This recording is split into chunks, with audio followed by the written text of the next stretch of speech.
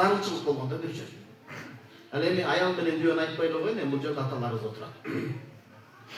Фаиннаха мурутту тыкыр кылып кыскартуу, тырмакталуу, колтуктун кечирип коебуз түктөрүн жулуу, авраттын уяттуу жерлерин кырып алып салуу, фаиннаха минал фитра тазалыктын белгиси, ва сунанил халил алейхиссалату вассалам, пайгамбарыбыз саллаллаху алейхи вассалам андан алып Ибрахим алейхиссаламдын калтырып кеткен сүннөтү дейт.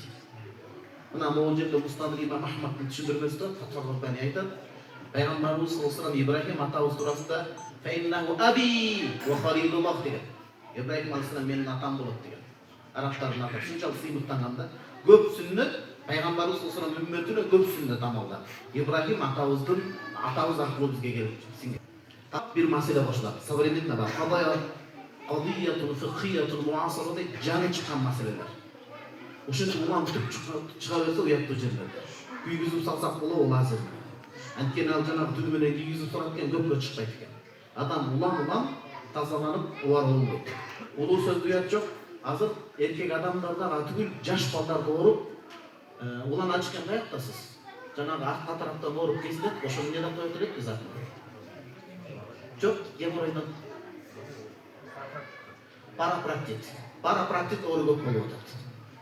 Проктологторго барып калат экен. Парапроктит бул эми улуу сөз уят жок. Молдокелер уяты кетип калып туруп атаны окуй дебесин. Кыргызда сөз бар, кыргыз менен сөзүн айтып атам. Алыс калган жок нарапташып. Ыпластын досу чымын дейт. Ыпластын досу чымын, ыпластуу адам сыйкырчы болот, ыпластуу адам бакшы болот. А ислам дининде тазалык болот. Сиз биз мынтип уялып мурдуңузду шүйрөгөнү менен канча адамдар бейтапкана больницаларда жатат, канча адамдар намаз өтпөй жатат. Анткени Ибн Румам рахимахуллах Задул Факир деген китеп жазган фикта.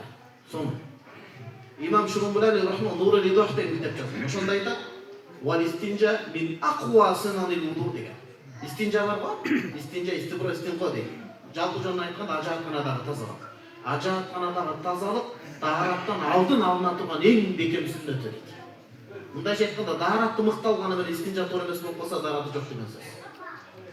Эптеп эле шашып кечип коесуз, алигисин шашып кургактабай чыкты, даарат алгандан кийин тамчы чыгып кетти, бүттү, анын даараты жок. Хадис бар: "Ла яқбалуллаху салатан бигайри тухур ва ла садақатан мин гулул." Аллах таала кыянаттык кылган олжону кабыл кылбайт, садака зекетти. Арамдан таап берсе, даараты жок намазды кабыл кылбайт. Көрдүңүзбү? Ошон үчүн баягы мен бир эле сөздү айтайын, мен кагаз кылып айтканга аракет кылайын. Эркек адамдын алдыңкы авраты бар, акыркы авраты бар. Акыркы авратын өзгөчө кечирип коесуздар.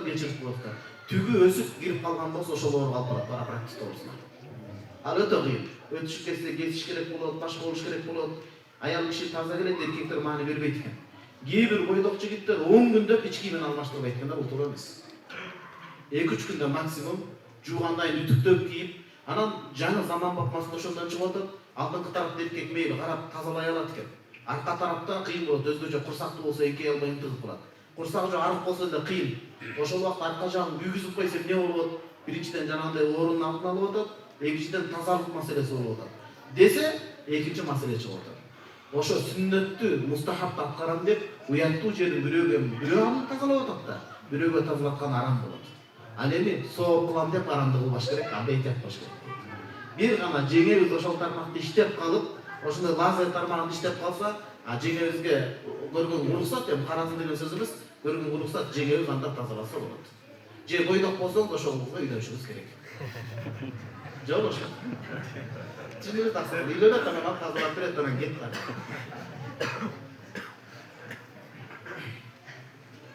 Мунун уяты жок, бул канча ден соолуктун алдын алат. Анткени муну сабакта айтпасак болбойт, бүткүл ажаатканабыздын ичи чаң болуп калып атат. Эң арзан даарат кагазын колдонуп атабыз. Бүт бактерия вирусту жугат, бияктан чаң кирет, кечирип коюп тазалап колдонгондо, өзүбүз түптөн таза болгондо деле ичибизге вирус тап берип атабыз. Парапроктит, геморрой жана башка оорулар келип атат. Ошон үчүн бир самын сөзсүз туруш керек. Эң кымбат, таза, сапаттуу жанагындай керек болсо, ошондойго ажаатканага оор, заңга колдоно турган эмелер бар. Суу салфеткалар бар, дымдуу. Ошону колдонгонуңуз жакшыраак. Же сапаттуу жана эскардай кандай дейт, ошондой даарат кагаздарын колдонуңуз. Анткени тазалык ажаатканадан башталат. Таптаза болсо. Мусулман адамдын эки жери таза болуш керек. Ажаатканасы, истинжа дурус болуш, экинчи ашканасы. Эки жерде бактерия көп болот. Бисмилlah. Анткени хадисте аятта ушундай деп келген: "Ва идибтала Ибрахим раббуху бикалиматин фаатаммахун." Бакара сүрөсүнүн 124-аятында Аллах Таала айтат: "Жаратуучу Роббиң Алла Таала Ибрахим алейхиссаламды бир канча сыноолор менен сынаган, бардык сыноонун ашуусунан ийгиликтүү ашып өттү" дейт. Ошол сыноолордун бири истинжадагы тазалык маселеси. Жана Токтогул Сакылгановдун апасы Дурму болсо, энеси бир койчулугунда жалданып иштеген, ал койчу жууган эмес. Анын ою боюнча мен жуусам байлыгым, берекем кетип калат деп ойлогон. Сууну жакындатпагыла ма, менин байлыгымды алып тынып коесуңар деген адам болгон. Бул караңгычылык. Ислам дини тазалыктын дини. Пайгамбарыбыз саллаллаху алейхи вассалам да жогоркудай тазалыкты сактаган, жана ошол нерсени буйруп өткөн. Мустахаб сүннөт катары. Мына хадисте келет, Пайгамбарыбыз саллаллаху алейхи вассалам айтат: "Косу шариф, урутты кыскартуу, тыкыр алып, тырмактарды кыскартуу, колтуктун түктөрүн жулуу, авратты жанагындай алуу, кырып качан алынат? Булардын баары яумал хомис 4-күнү дейт. Жумага даярдык. Демек, эң жакшы тазалык аптасына бир ирет 4-күнү кечинде тазалаш керек. 4-күнү келип тазаланат, эртең жумага адам топтолгон жерде жагымсыз жыт чыкпастан так таза болуп барат.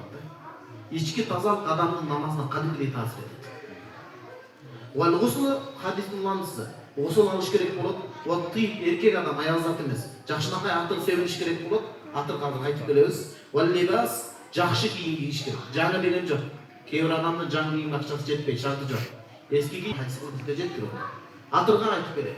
Алып туруп сапка турганда жаныңыздагы адам тура албай кала турган болсо күнөө көрөбүз.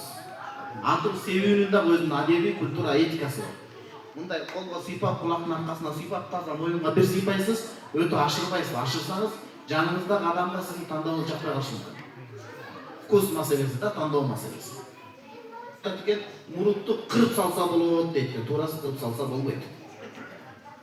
Болбойт деген кандай? Сооктон куру калат. Арам эмес, мейли тазаланып отот, бирок жанагындай кылып кыскарткан жакшыраак. Экинчи маселе эркектердин сүннөткө отургузуу маселесине келдик. Бул өтө зарыл маселе. Ва суннатул хитан улul rijali wa huwa min al-fitra. Эркек адамдардын сүннөткө отуруусу, эркектерди сүннөткө отургузуусу сүннөт болот. Бул тазалык болуп эсептелет. Түпкү тазалык болуп эсептелет. Ушуга бир аз токтололу. Бул жерде келет: "Ва удда макруматан лин-ниса", алем аялдардын сүннөткө отургузуусу бул аял заты үчүн болот. Эмнеге? Күйөөлөрдүн астында ашыкча шахваттуу денебиз козголуп, аял заты көп, жанагы ортодогу мамилени көп эңсеп калбоосу үчүн дейт. Мунун тарыхы мындай, таң калбай турбуз. Бул экинчи сүйлөм бизге тиешеси жок.